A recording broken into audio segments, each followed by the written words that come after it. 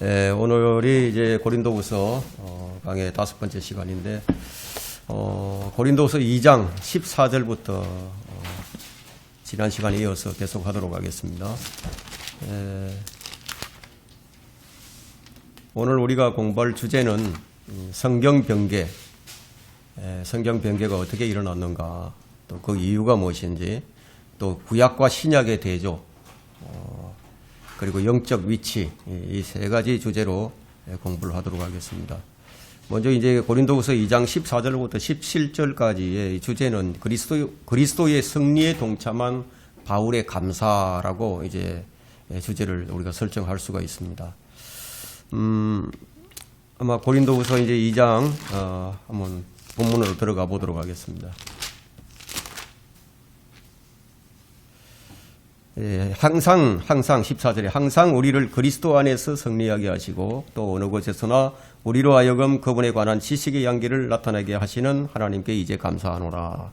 자, 항상 우리를 그리스도 안에서 승리하게 하시고, 자, 이 말씀에서 그러니까 항상 승리만 있지 패배는 없다는 것이죠. 이 말씀에서 이제 바울의 일행들은 그들의 사역에서 실패가 없는 늘 승리만이 있었던 것임을 우리가 알 수 있습니다.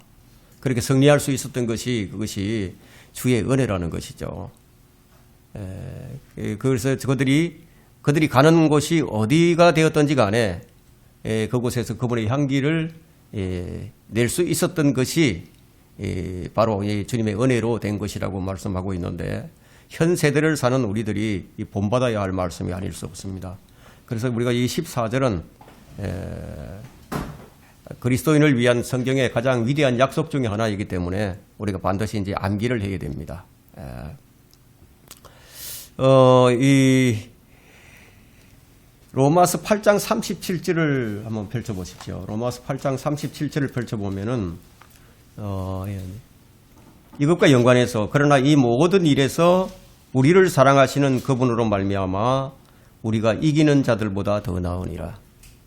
우리가 이기는 자들보다 더 낫다고 말씀했어요. 이것은 이제 무엇을 의미하느냐면 이 시대에 이제 구원받은 성도들을 얘기하는 것인데, 이 시대에 구원받은 성도들은 구원의 영원한 보장이 되어 있죠. 그래서 이제 구약 시대 사람들이나 대환란 시대 사람들은 그들은 끝까지 견뎌서 믿음을 끝까지 지키고 견뎌서 그들이 이기는 자가 되어야 되고 그리스도께 참여하는 자가 되어야 하지만, 우리는 단 순간에 단 한 번에 믿음으로 말미암아 우리가 이기는 자들보다 더 낫게 됐어요. 우리 안에는 그리스도 안에는 그래서 늘 승리만 있지 이제 패배가 없습니다. 이제 왜 그렇게 되는 것인가에 대해서 이제 설명이 이제 들어가겠지만, 그렇게 되는 것은 뭐냐면 우리가 그리스도인으로 새롭게 태어났기 때문이에요. 다른 세대에서는 거듭남이 없었습니다. 지금 이 세대만이 거듭남이 있어요. 그래서 우리는 항상 그리스도 안에 있을 수가 있죠.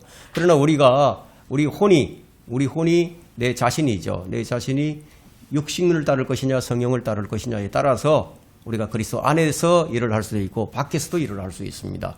이런 점은 여러분들이 잘 유념하셔야 됩니다.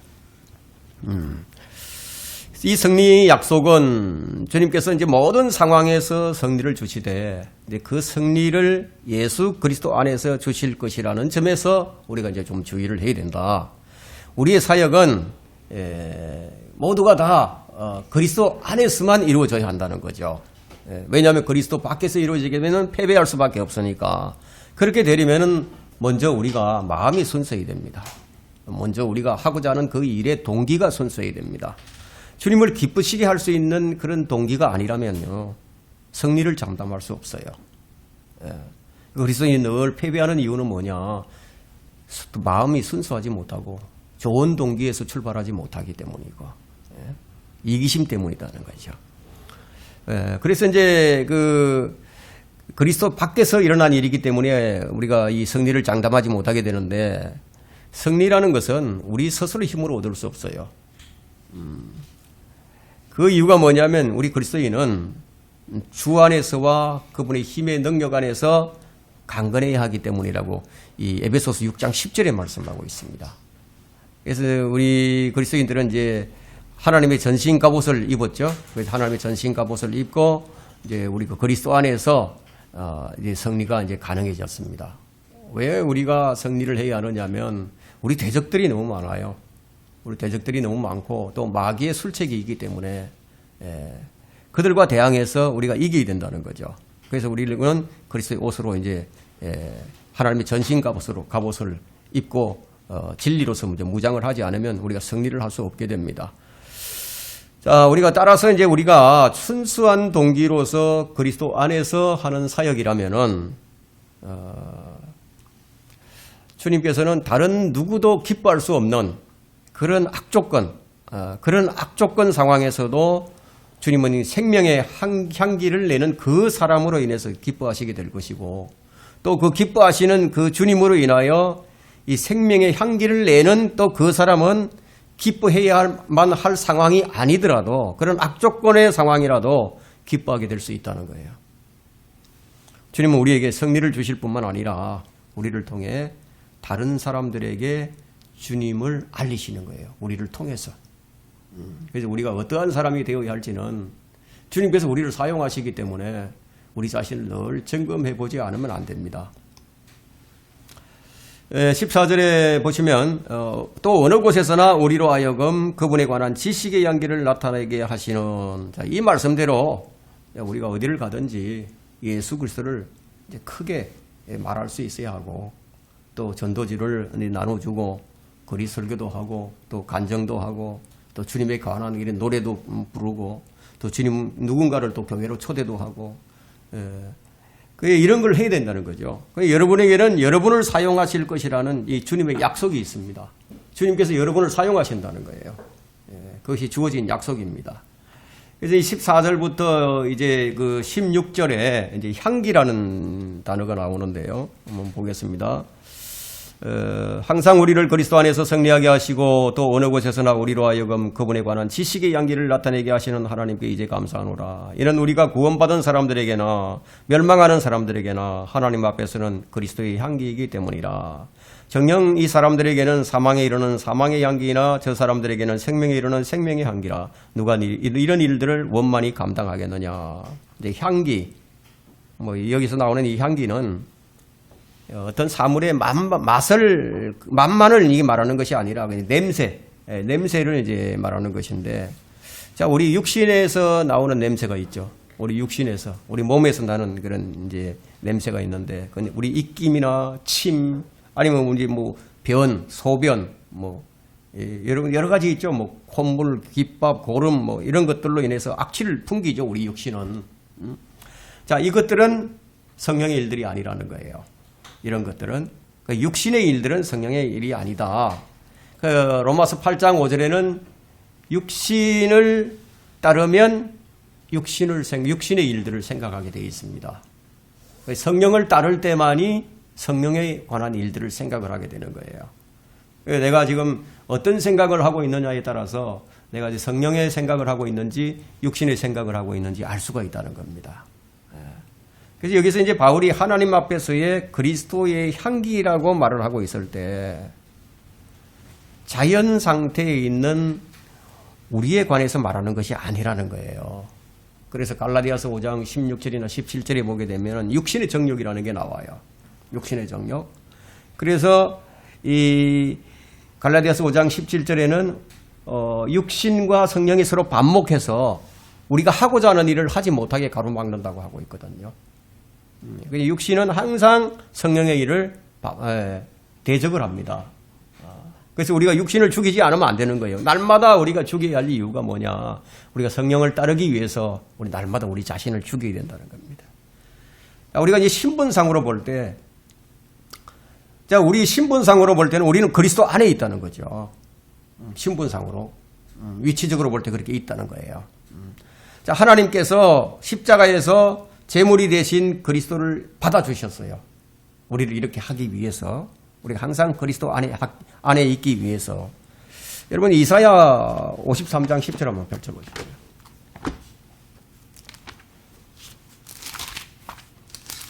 이사야 53장, 자, 10절부터 12절까지 보겠습니다. 그를 상하게 하는 것이 주를 기쁘시게 하였기에, 예수님을 상하게 하는 것이 하나님을 기쁘시게 했다는 거예요. 주께서 그를 고난에 두셨도다. 주께서 그의 혼을 속죄제물로 만드실 때 그가 자신의 씨를 버리니 그가 자신의 날들을 늘릴 것이요 주의 기쁨이 그의 손에서 번창하리라. 그가 자기 혼의 고통을 보고 만족하게 되리라. 이 하나님께서는 이런 분이신 거예요. 자기 혼의 고통을 보고 만족하게 된다는 거예요. 나의 의로운 종이 자기의 지식으로 많은 사람을 의롭게 하리니 이는 그가 그들의 죄악을 담당할 것입니다. 주님께서 이렇게 담당을 해주셨어요. 그러나 내가 위대한 자와 더불어 한 몫을 그에게 나누어 줄 것이며 그가 강한 자들과 더불어 탈취물을 나눌 것이니 이는 그가 자기 혼을 부어 죽음에 이르게 하였으며 또 그는 범죄자들과 더불어 헤아림을 받았으나 그가 많은 사람들의 죄를 지며 범죄자들을 위하여 중보를 하였습니다. 예수 그리스도께서 이렇게 해주셨기 때문에 우리가 그리스도 안에 있게 됐다는 거예요. 노아 홍수 이후에 이제 첫 번째로 하나님께 번제물을 드립니다. 그때 하나님께 향기를 올려드린 거예요. 그 번제물이. 자, 우리가 이제 그리스도 안에 있고 그분의 죽으심의 일부분일 때, 우리가 그리스도 안으로 침례를 받았고 또 그리스도와 함께 죽고 함께 묻히고 함께 일으켜져서 하나가 됐다 이거예요. 그래서 주님은 우리의 육신이 아닌 우리의 새 사람으로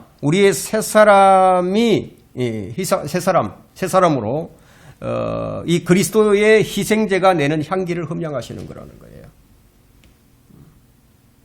그러니까 그리스도 안에서만 주님은 향기를 받으신다는 겁니다. 이제 15절과 16절은 이 향기에 대해서 여기 나오는 향기는 구약시대에 우리가 좀 구약시대에서 찾아본다면은 진영박기라고 나옵니다. 진영박. 동물을 잡을 때 제사장들이 진영 밖에서 잡았어요. 그리고 진영 밖에서 불을 태워요. 몸은 불을 태우죠. 피는 가지고 지성소로 들어갑니다. 마찬가지로 진영 밖 예수 그리스도께서는 성문 밖에서 고난을 당하셨어요. 십자가에서 갈보리 십자가는 갈보리라는 장소는 성문 밖이에요. 진영 밖에 있었다는 거예요.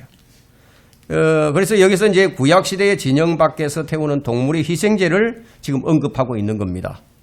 근데 그 타는 냄새가 한번 생각을 해보세요. 동물을 태울 때 그 냄새가 얼마나 고약합니까? 진짜 고약하거든요. 동물을 태우는 냄새는. 근데 사람들에게는 고약하다 이거예요. 이게 고약한 냄새지만 하나님께는 향기로운 냄새가 되는 거예요. 하나님 보시기에 우리가 죄와 또 자아와 세상에 대해 죽는 것, 이건 뭐냐, 뭘 의미하느냐면 그리스도의 수치를 짊어지는 거예요.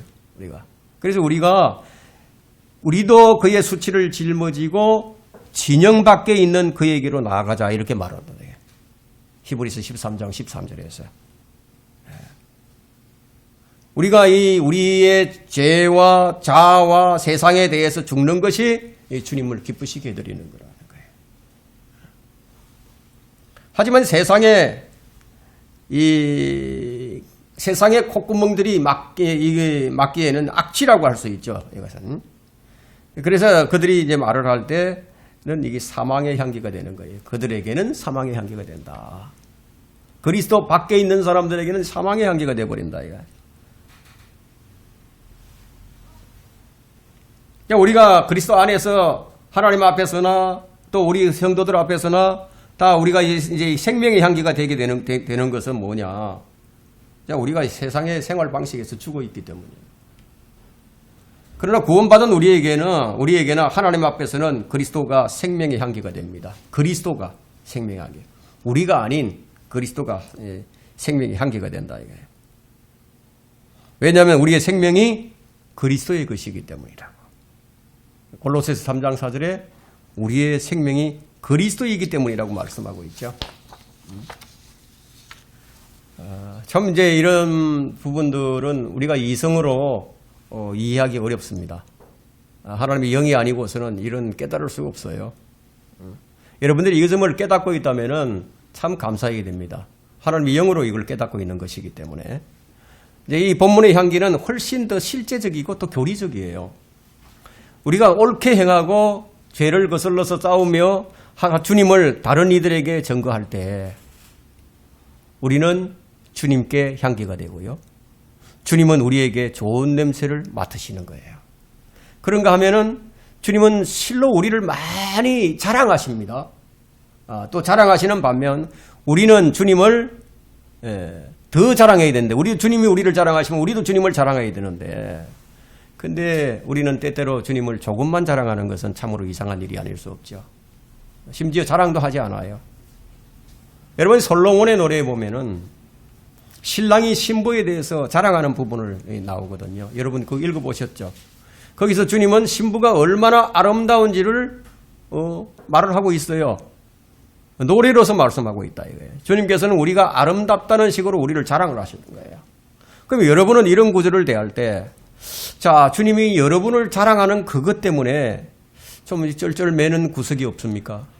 나는 그렇게 못하고 있는데 주님이 나를 이렇게 자랑하시다니 쩔쩔매는 구석이 있을 것이라는 거예요.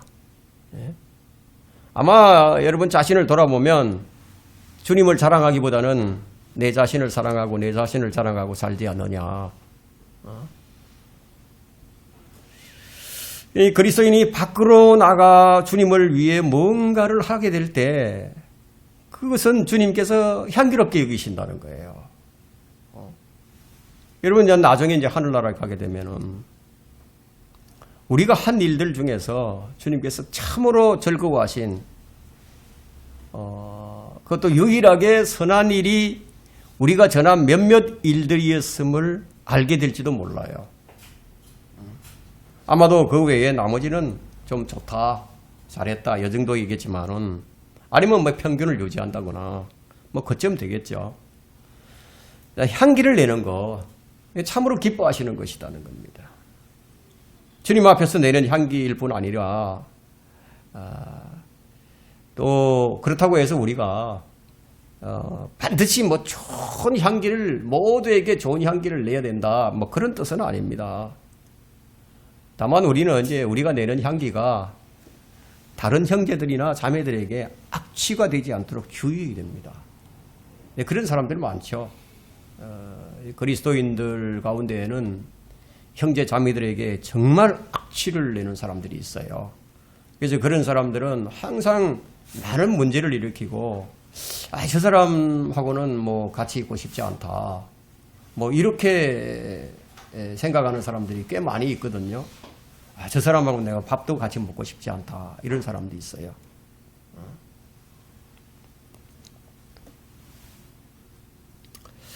자, 우리가 그리스도인이 주님께 이제 올바른 방법으로, 성경적인 방법이죠. 그러니까, 그리고 올바른 동기로 드리는 예배는요, 그 냄새가 구원받은 사람들과 구원받지 못한 사람들에게 다르게 느껴집니다. 그것이 다르게 느껴진다. 그것이 지금 15절에 지금 얘기하고 있는 겁니다. 그럼 왜 그러냐? 왜 그러냐? 왜 그렇게 다른 사람들에게는 사망의 악취로, 사망의 향기로 이제 그런 냄새로 맡게 되느냐? 아멘. 그 이유는 이제 우리가 에베소서 2장 1절에서 우리가 발견한 적이 있죠. 에베소서 2장 1절에 보게 되면은 허물과 죄들 가운데서 죽었다 이거. 하나님께는 진노의 자녀고 불순종의 자녀고 잃어버린 자이고, 그 죽은 잃어버린 죄인들에게는 그리스도를 위해 행해지는 일들이 어떻게 여겨지느냐? 사망의 악취로 여겨진다는 거예요. 그들에게는 그것이 썩은 악취예요. 자, 우리가 인생을 사도 바울처럼 살려고 한다면은 이 세상 사람들에게 지독한 악취로 여겨지겠죠. 저 방신자다, 어떻게 저렇게 믿느냐, 뭐 이런 얘기를 들을 수밖에 없습니다. 그러나 그리스도인이 주님을 위해서 살아가는 이런 모습을, 바울처럼 살아갔던 그런 모습들을 우리가 바라보게 될 때 그것은 생명의 냄새죠. 생명의 향기였죠. 주님을 아는 사람은 올바로 반응을 합니다. 그래서 여기 뭐라고 얘기하느냐, 16절에 누가 이런 일들을 원만히 감당하겠느냐 이렇게 말을 하는 거예요. 누가 이런 일들을 원만히 감당하겠느냐. 다른 말로 얘기한다면 누가 사도 바울이 본문 이 14절에서 16절에서 말한 이 향기 나는 것을 이해할 수 있겠느냐, 이런 말도 되겠죠. 그리스도가 없다면 아무도 이해할 수 없어요. 하나님께서 한 책에서 그것을 계시해 주지 않으셨다면 우리는 그 누구도 이해할 수 없었을 겁니다. 그렇다면 누가 이런 일을 원만히 감당하겠느냐? 그 말의 다른 의미는 하나님께서 계시해 주는 자가 아니겠느냐 이런 말이 되겠죠. 하나님께서 계시해 주는 자가 원만히 감당할 수 있다. 그렇다고 자만심을 나타내라는 그런 표현은 아닙니다. 그런데 실상은 어떻습니까? 특히 이 성경대로 믿는 사람들은 주의하지 않으면 안 됩니다. 그런데 어떤 새로운 지식을 좀 알게 되면 잔뜩 교만해져서 이 다른 사람들을 가르치려고 덤벼들거든요. 여기 나오는 이 구절의 논리는 그리스도의 도움이 없는 자기 힘으로 이러한 고차원적인 소명의 자격을 충분히 갖춘 사람이 아무도 없다는 뜻이에요. 하나님께서 선택하시고 부르시고 선택하셔서 계시를 주셔서 하나님의 능력으로 하는 일이 아니라면 안 된다는 거예요. 왜냐하면 사람은 자기 자신의 이익을 위해서 어떤 짓을 하느냐? 자기 상품을 속이죠. 저울을 속입니다. 그래서 팔아요. 그런 사람들이 행상인들이잖아요. 상인들. 그 행상인과 같이 복음을 전할 수는 없기 때문이라는 거예요. 자, 이것을 달리 말하면 어떤 사람이건 자신의 견해와 편견으로 인하여 하나님의 진리가 더럽혀지는 또는 삭감된 복음을 전할 수도 있다는 것이죠. 많은 사람들이 이제 복음을 전하긴 전하는데 온전한 복음을 전하지 못합니다. 그렇게 되면 하나님의 진리가 뭔가 이빨이 빠졌어. 뭔가 더 더러운 것을 추가시키면 하나님의 진리를 더럽혔어. 그렇게 복음을 전하는 사람들이 많이 있다는 거예요. 우리는 복음을 전할 때 정확하고 바르게 전해야 됩니다. 그러한 위험성이 실제로 빌립보 교회에서 일어났었으니까요. 어떤 사람들은 시기심으로 이제 복음을 전하기도 했어요. 그렇기 때문에 하나님의 능력을 받은 사람만이 예수 그리스도 안에 있는 충분한 진리를 전파할 수 있다는 거예요. 주님께서 이 사도행전 1장 8절에서 말씀하신 바와 같이 성령께서 너희에게 임하시면 너희가 능력을 받으리니 그러면 예루살렘과 온 유대와 사마리아와 땅끝까지 이르러 내게 증인이 되리라. 능력을 받으면 이렇게 된다고 했죠. 성령께서 임하시면 너희가 능력을 받으리니. 성령께서 임하셔야 올바른 증인이 될 수 있다.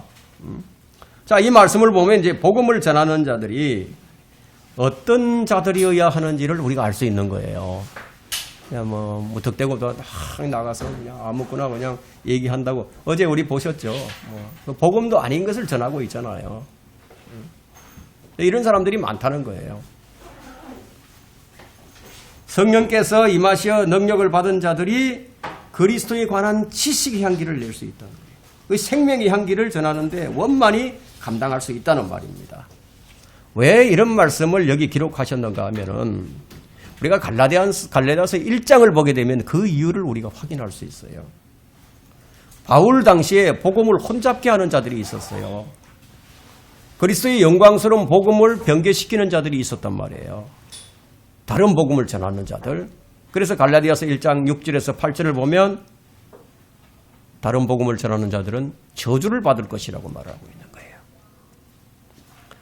이 15절과 16절로 이 야기될 결과를 지금 이제 17절에서 지금 기록을 하고 있는데 진짜 그리스도인들이 모인 공동체에서 이 죽은 자의 이 악취가 된다는 사실을 미리 감지하기로도 한 듯이 사망의 향기를 뿜어내는 자들이 나온다는 거예요. 하나님께서는 미리 아시는 분이니까요. 자, 잘못된 복음을 전하는 자들이 오늘날 수두룩합니다. 다른 복음을 전하는 자들이 참 많이 있는데 이단들 뿐만이 아니고요. 사이비들 뿐만이 아니고 정통주의라고 정통교리를 주장하는 사람들조차도 구약의 유대인들에게 전할 복음을 지금 이 시대에 전하게 되면 그건 다른 복음이에요. 또 대환란 시대에 전할 복음을 지금 전해도 그건 또 다른 복음입니다. 대환란 끝에 천사들이 내려와서 전하게 될 이 영원한 복음을 지금 전하는 것도 다른 복음이에요. 그 영원한 복음의 책자를 이렇게 한 두께가 한 1cm 정도 되는 한 100페이지 정도 되겠죠. 그 정도 되는 책자를 만들어서 그냥 무료로 지하철 입구에서 배포해주는 그런 사람들도 있어요. 지금 이 영원한 복음을 전하는 자들은 저주받는 자들이죠. 자, 고린도후서 11장에 넘어가면 다른 예수를 받아들이는 자들도 나와요. 그럼 다른 영을 받는 자들도 나옵니다. 다른 복음을 영접하는 자들도 있습니다. 자, 이것은 마귀가 배후에서 조종하여 믿음을 부패시키는 겁니다. 더 나아가서 이 사도 바울이 지금 여기 나오는 이 예언은요, 17절에 이 1800년 이후로 모든 AD 1800년 이후로 모든 최심판, 현대 역본의 모든 번역자가 아주 솜씨 좋게 깔끔히 지어놓은 이 사망의 향기와 생명의 향기에 대한 이 비교 결론이 이 17절을 아주 의도적으로 펜을 대어서 이제 기록을 한 거예요. 개역 성경은 아주 이제 성경 변개가 없는 것처럼 의도적으로 좀 번역을 해 놓았는데 어떻게 번역을 했냐면 우리는 수많은 사람들처럼 이렇게 번역합니다. 우리는 수많은 사람들처럼 하나님의 말씀을 혼잡케 하지 아니하고 곧 순전함으로 하나님께 받은 것 같이 하나님 앞에서와 그리스도 안에서 말하노라. 그럼 우리 성경은 어떻게 되어 있습니까? 우리는 하나님의 말씀을 변개시킴으로써 이렇게 되어 있죠. 이익을 취하는 여러 사람들과 같지 않고 이게 없잖아요. 여기 다 빠져버렸단 말이에요. 오직 성실함으로써 하나님께로부터 난 자로서 하나님 앞에서와 그리스도 안에서 말하노라. 맨 뒷부분만 똑같고 앞에 거는 다 틀렸죠. 개혁성경은 혼잡게 하지 아니하고 라고 번역해 놓았습니다. 그리고 종교개혁 성경인 킹 제임스 성경은 이 성경을 지금 변개시킴으로써 혼잡게 하는 것과 번개시키는 것의 의미가 완전히 다른데도 이렇게 혼잡게 하는 것으로 이제 번역을 해버렸습니다. 개혁성경은 변개시키는 자들이 없는 것으로 이제 번역을 하고 만 것이죠. 그렇게 한 것은 그냥 혼잡케 하는 정도지 변개시킨 정도는 아니라는 거예요. 그러나 이 바울 당시에도 성경을 변개시키는 자들이 있었습니다. 성경의 정경이 아닌 또 외경도 있었고 또 위경도 있었어요. 이것은 성경 변개에 의한 것이죠. 그래서 AD 200년으로 들어서자 이집트에 있는 알렉산드리아 대학의 오리겐이라는 사람이 이제 성경을 손을 대죠. 성경에 손을 댑니다. 이제 변개시킵니다. 그 성경이 오늘날 로마 카톨릭 성경의 전신이 되었고 개역 성경의 전신이 됩니다. 그래서 오늘날 이 현대 역본들의 전신이 된 것이 바로 이 알렉산드리아의 그 오리겐이라는 사람의 변개된 성경이 오늘 전신이 돼버렸단 말이에요. 그래서 고린도후서 2장 17절의 말씀은 성경을 변개시키는 자들이 왜 성경을 변개시켰는지 그 이유를 지금 밝히고 있습니다. 그게 뭐냐면 이익을 취하기 위해서요. 명예가 되었든 돈이 되었든 어쨌든 뭐 이익을 취하기 위해서라고 지금 성경이 경고를 합니다. 성경으로 돈을 벌기 위해 새로운 성경을 계속 발간을 해내야 되겠죠. 성경 한 권 사서 여러분들이 읽으면 한 100독 정도 하게 되면 성경이 너덜너덜해져 가지고 다시 새로 사야 돼요. 그렇지만 성경 100독 읽는 사람이 10,000명 중에 1명이 될까요? 100만 명 중에 1명 될까요? 그렇지 않을 거란 말이에요. 그럼 성경이 안 떨어지죠. 그대로 있잖아요. 그러면 성경이 안 팔리죠. 새로운 성경을 자꾸 만들어내야 되는 거예요. 그래서 돈을 벌죠. 성경으로 돈을 벌기 위해서 새로운 성경을 계속 발간해내는 겁니다. 그래서 변개된 성경들은 하나님의 말씀을 변개시킨 자들에 대한 경고의 말씀이 왜곡되어 있다는 거예요. 자기가 성경을 변개시키면서 이 구절을 그대로 두고 변개시킬 수는 없잖아요. 그래서 이 구절을 삭제를 시키든지 대체를 하든지 변개시켜야 되겠죠. 그래서 RSV, NASV, NIV는 물론 새롭게 나온 뉴 킹 제임스 성경까지도 하나님의 말씀을 변개시킨 자들을 어떻게 바꿔버렸느냐 하면 하나님의 말씀의 행상인들로 바꿔버렸어요. 하나님의 말씀의 행상인. 물론 그것은 이제 오늘날 시장에서 성경을 내다 파는 모든 성경 출판자들에 대한 정죄죠. 그들은 모두가 이제 성경을 팔고 다니면서 그들 모두가 그것을 이익을 위해서 하는 거예요. 여러분 요즘은 이 저작권, 또 지적재산권 이런 게 있어가지고요. 이 출판권 번역자가 이 출판권에 대한 권리를 가지고 이 저작료를 받는 거예요. 몇 프로 이렇게 해서. 새 성경의 출판자들은 그들이 파는 그 성경을 심지어 믿지도 않으면서 팔고 다닌다는 거예요. 그러나 이 성경을 팔아 그것으로 이제 이익을 남긴다고 해서 그것이 하나님을 대적하는 일이라는 것을 알 만큼 현명한 자가 있을까요? 만약 정말 그들이 하나님을 믿고 이런 일이 하나님을 대적하는 일이라 이렇게 여긴다면 절대로 그런 일을 할 수가 없죠. 이들은 십중팔구 그렇다면 하나님께로부터 나온 자가 아닌 것이 분명하다는 거예요. 이 본문 17절로 인해서 예수 그리스도가 아닌 세상의 달콤한 향기가 되기를 원했던 라오디케아 교회, 지금의 교회들입니다. 라오디케아 교회 시대의 배교한 학자들은 그들의 존재를 영원히 숨길 수 없게 됩니다. 그들을 찾아내는 일은 결코 어려운 일이 아니니까. 그래서 이제 여기 변개시키다라는 단어는 모든 현대판 성경 본문의 그 구절이 자신들을 겨냥한 것임을 아는 이 성경 변개자들에 의해서 제거되어 버렸다는 거예요. 이걸 제거시켜야 되는 거죠. 이걸 두고 변개시킬 수는 없잖아요. 보존된 본문을 읽을 때 더러운 이익 때문에 성경을 변개시킨다는 이 구절을 그들이 읽기에는 너무 껄끄럽죠. 그래서 이 구절이 자신들을 겨냥하여 기록한 것임을 알기 때문에 다 바꿔버린 겁니다. 하나님 말씀을 변개시키는 일은 사도 바울 시대에도 이미 일어나고 있었습니다. 이 사도 바울이 그것을 말했을 때 사실 그때는 신약 성경의 절반도 써지지도 않았었죠. 그가 지금 바울이 지금 언급하는 것은 무슨 성경을 얘기합니까? 그러면 다름이 아니라 이제 구약 성경을 얘기하는 거죠.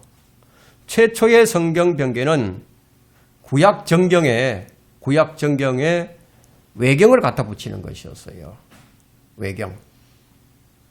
그 일은 이집트 알렉산드리아 오리겐이 직접 변개시킨 것은 물론이거니와 그 전에 이집트에서 변개된 것을 헬라어 신약 필사본에 섞어 넣는 행위를 그 당시에 바울이 알게 된 것은요. 결코 우연의 일치가 아닙니다. 초기 교회 시대 사람들은 이 알렉산드리아 오리겐의 성경을 사용을 안 했어요. AD 350년경까지는 사용을 안 했습니다. 그 성경은 다 성경이 아니다. 제쳐둬 버렸죠. 그러다 AD 313년에 콘스탄틴 황제가 자기의 정치적 목적으로 로마를 기독교 국가로 선포를 하게 됩니다. 그때 이제 기독교가 지하 카타콤에서 숨어서 신앙을 지키고 있었는데 기독교 국가가 되고 마음껏 주님을 섬길 수 있게 되니까 이제 지하 밖으로 나온 거예요. 나와서 로마의 이교도를 기독교와 접목을 시킵니다. 그래서 AD 313년에 그를 콘스탄틴을 추종하던 유세비우스라는 교부가 있었는데 그 교부가 이집트로 가서 이집트의 알렉산드리아에 있는 그 변개된 성경을 50부를 필사를 해와요. 그 필사를 해와가지고 그것이 신의 사본이 되고 바티칸 사본이 되고 로마 카톨릭의 사본이 되어버린 거예요. 성경의 유래가 이렇습니다. 그 외경도 집어넣고 위경도 집어넣고 게다가 바울은 그것이 몇 안 되는 소수가 아니라 지금 여러 사람이라고 얘기하고 있죠. 여기 여러 사람이라고. 그래서 가장 오래된 필사본이 더 나은 필사본이라고 말하는 원문 비평학의 정경이 반드시 참된 것은 아닙니다. 자, 우리가 성경을 한 권을 가지고 그 당시에는 이제 인쇄술이 발달하지 못했으니까 성경이 굉장히 귀했죠. 그러니까 필사를 합니다. 여기저기 필사를 해가지고 그것을 가지고 사용을 했어요. 그러니까 그것을 읽고 또 읽고 또 읽고 계속 그걸 읽잖아요. 그러니까 그것이 어떻게 되겠습니까? 누더기가 되죠. 성경 원본이 제대로 남아 있겠습니까? 남아 있을 수가 없죠. 계속 사람들이 그걸 보는데 낡고 회지죠. 회지게 되면은 또 필사를 해야 되고 또 필사를 해야 되고 여러 사람이 봐야 되니까 계속 필사를 해서 이제 확산을 시켜야 되잖아요. 그럼 그걸 사용하면 또 다 달아서 없어지면 또 옮겨서 새롭게 적고 온전하게 남아 있을 수가 없죠. 그럼 온전하게 남아 있다는 것은 무엇입니까? 사용하지 않았다는 거죠. 바티칸 사본이라든가 신의 사본은 사용하지 않은 책이었으니까 도서관에서 바티칸 도서관에서 발견이 됐어요. 그리고 신의 사본은 수도원에서 신해산 수도원에서 쓰레기통에 있던 것을 찾아낸 거란 말이에요. 그리고 사용을 안 했던 거거든요. 그래서 지금 멀게는 이제 AD 55년부터 벌써 바울의 편지를 제멋대로 고쳐놓는 자들도 있었어요. 바울의 편지를 고쳐놓은 거예요. 자, 하나님 말씀은 하나님은 자신의 말씀을 보존하기 위해서 일하시는 것과 마찬가지로 또 마귀도 그것을 보존하기 위해서 똑같은 열심을 내고 있다는 것을 여러분 기억을 하셔야 됩니다. 바울의 동기는 전적으로 순수했습니다.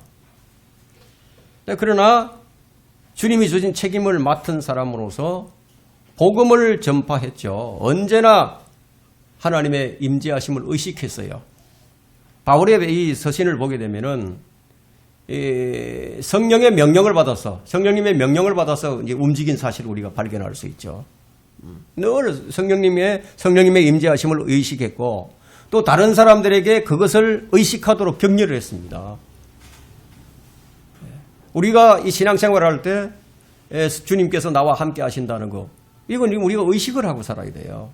이걸 의식하지 못하게 되면 죄를 짓게 됩니다. 그리스도 밖으로 떠나게 됩니다.